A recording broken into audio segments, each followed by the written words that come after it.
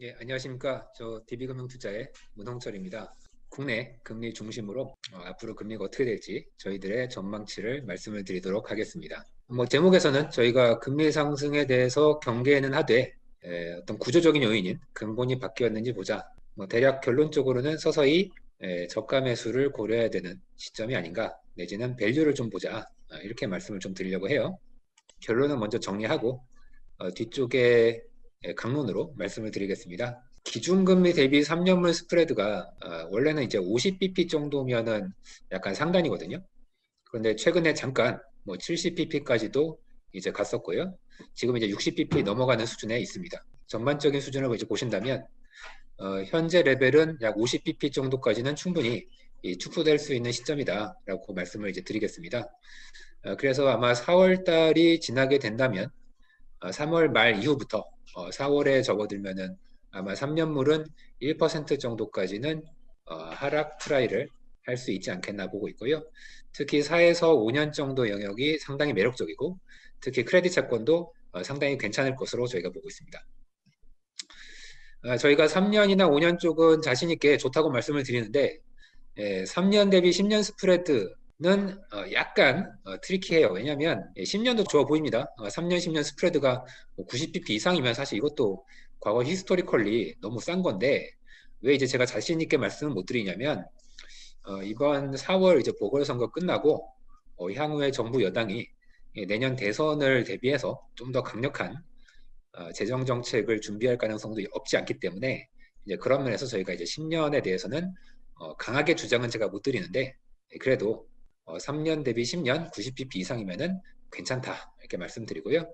5년 이하는 저희가 자신 있게 지금 충분히 싸다 이렇게 말씀을 드립니다. 지난주였죠? 30년물에서 보험사 실수요가 많이 들어왔고요. 10년이 이제 이거 해서 30년이 세지면은 10년도 대략 싼 거 아니냐? 이런 식으로 이제 저가 매수가 많이 들어와서 좀 괜찮은 모습을 보여줬기 때문에 저는 향후에도 10년도 괜찮다 이렇게 말씀을 드릴게요. 중단기물이 최근에 좀 약했지 않습니까? 3월 한 중순 정도에 갑자기 약해졌는데, 다들 사실 금리 오른다고 하니까 듀레이션 축소하면서 캐리가 좋은 3에서 5년 정도의 물량들을 많이 가지고 있었는데, 갑자기 이쪽 금리가 많이 오르니까 손절 나오면서 금리가 크게 튀었어요. 과연 원인이 뭐냐? 아직까지도 자세한 원인들은 잘 알려지지는 않았지만, 저희는 나름 글로벌 달러의 강세 때문이 아닌가라고 추정을 좀 하고 있습니다. 연초부터 달러가 예상과는 다르게 강세로 돌변했고요. 그러다 보니까 글로벌리 신흥국 자산에 대한 매도세가 좀 있었던 것 같아요. 특히 미국 금리가 많이 올랐는데 일본 계좌금들이 3월 결산에 대비해서 미국채를 많이 팔았고요. 또 최근에 보충적 레버리지 비율 규제가 환원되면서 미국에 있는 대형 은행들이 미국채를 좀 떨어놔야 되는 상황이 어쩔 수 없이 만들어졌습니다. 이런 것들이 미국채 금리 상승과 국내 3에서 5년 쪽의 약세의 어떤 트리거가 되지 않았나 보고 있고요.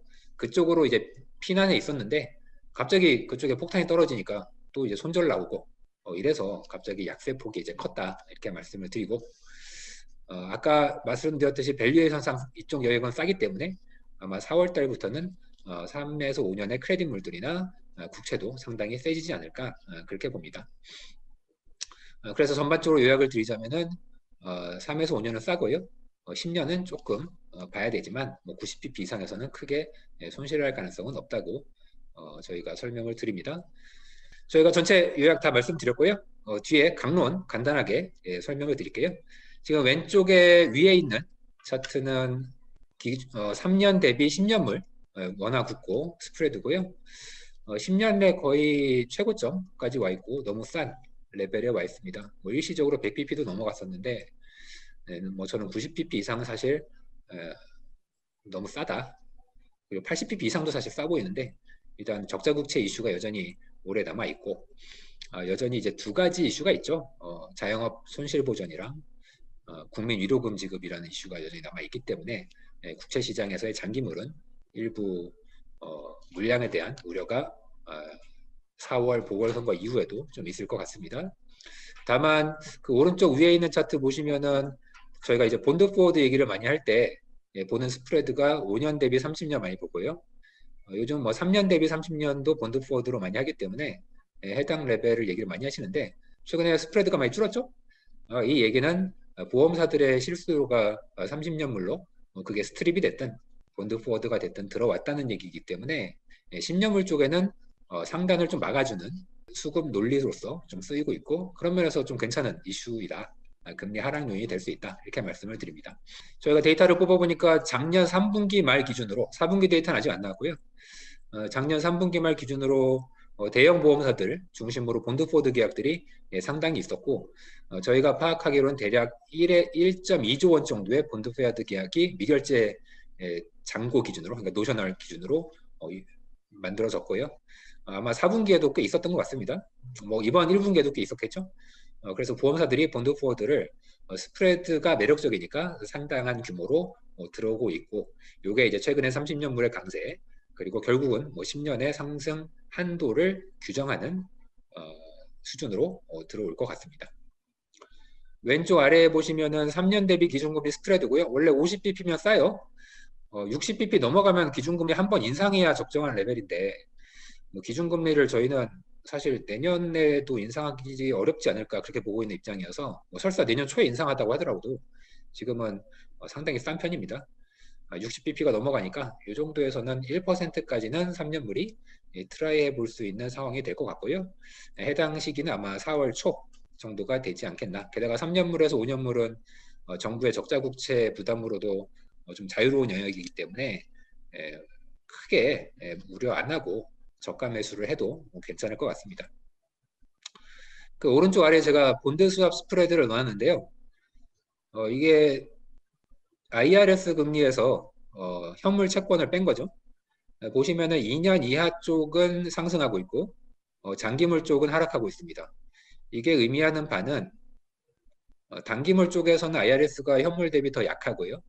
장기물 쪽에서는 IRS가 현물 대비 강한 흐름을 보여주고 있다는 건데 왜 단기물에서 약하냐? 현재 이제 3월 말 결산을 앞두고서 많은 투자자분들이 손실이 크니까 3에서 5년 쪽에 보유하고 있는 현물 채권을 해지하기 위해서 국채 선물 매도나 IRS 페이를 해야 되는데 이게 좀 골치가 아픈 게 IRS가 지금 보시듯이 되게 싸죠. 게다가 국채 선물도 저평가가 커서 이거 매도해도 이게 해지 효과가 잘 안 나타날까 그런 걱정들이 많이 있고요. 이제 최악의 경우 이 현물을 처분해야 되는 상황이 이제 만들어질 수가 있는데 지금 이제 단기물 본드 수합이 위로 올라오고 있다는 것도 이제 그러한 어떤 방증을 하고 있는 상황입니다. 단기물 본드 수합이 만약에 아래쪽으로 고개를 꺾는다면은 뭐 손절에 대한 뭐 채권 손절에 대한 우려는 좀 완화가 될 수 있는데 아직까지는 그런 시그널은 잘 안 보이고요.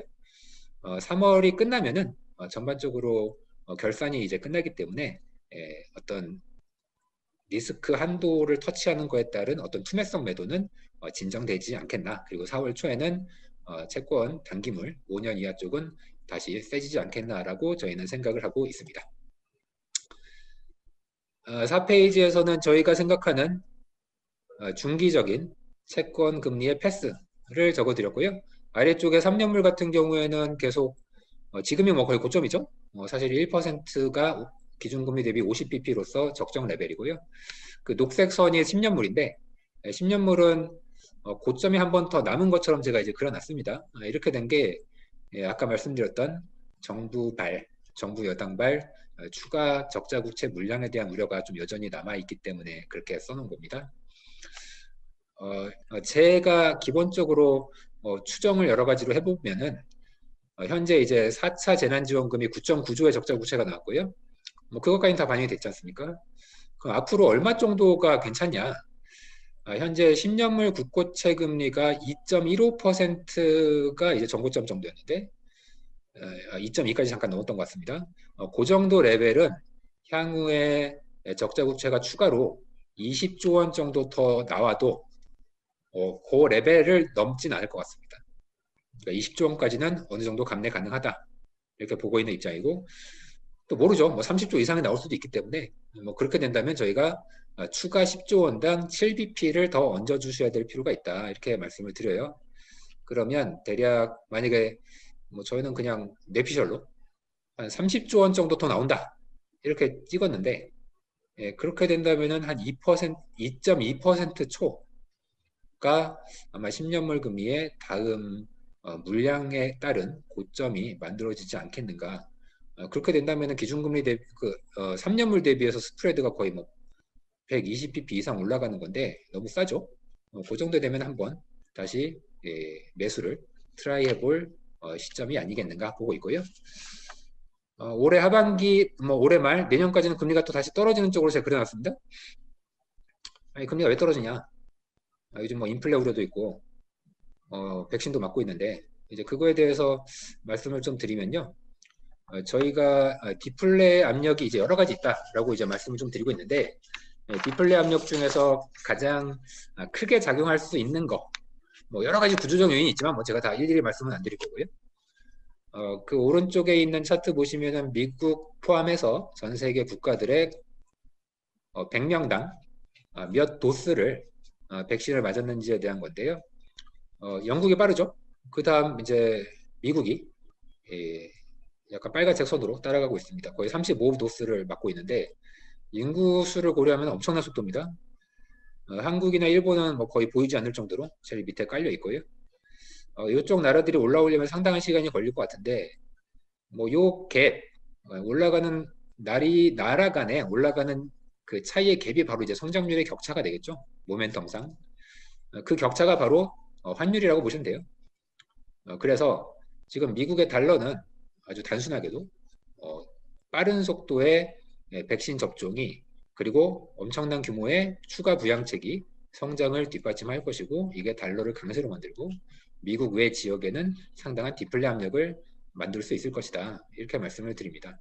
물론 나중에 뭐 한국이나 일본이 언제까지나 미국 외 지역에 이렇게 쩔어 있지는 않겠죠. 나중에 따라 올라갈 텐데 그러면 상대적으로 또 모멘텀이 뭐 달러가 다시 약세로 전환될 가능성이 없는 건 아닙니다. 일단 달러 강세로 디플레 압력이 만들어질 수 있는 건 어쩔 수 없을 것 같고요. 현재 DXY 인덱스 기준으로 200일선을 넘나 마나 이러고 있는데 만약에 넘게 된다면은 달러에 대한 중기 추세가 강세로 상당히 자리를 잡을 가능성이 있고 아직까지도 약달러 포지션들이 여전히 많이 쌓여 있기 때문에 이쪽 포지션들이 바뀔 경우 상당한 글로벌 영향력이 있지 않겠는가라고 저희는 보고 있습니다. 비슷한 사례가 이제 지난 2018년에 있었고요. 올라가는 선이 미국채 금리고요. 내려가는 선은 한국을 포함한 다른 나라 채권 금리였습니다. 2018년에 어떤 일이 있었냐면 트럼프가 감세도 해주고 부양책을 쓰면서 미국 경제 너무 좋았고요. 게다가 관세를 매기는 만큼 당연히 달러가 이제 세져야 되겠죠. 하지만 그게 미국은 어차피 달러 쓰는 나라라서 그냥 혼자 경기가 좋았는데 미국 아닌 다른 나라는 달러라는 게 자기네들의 통화와 비슷한데 통화의 가치가 돈이 비싸지는 금리가 올라가는 것과 똑같은 효과를 가져와서 디플레가 이제 심해졌고요. 뭐 한국도 그때 금리가 많이 하락을 했습니다.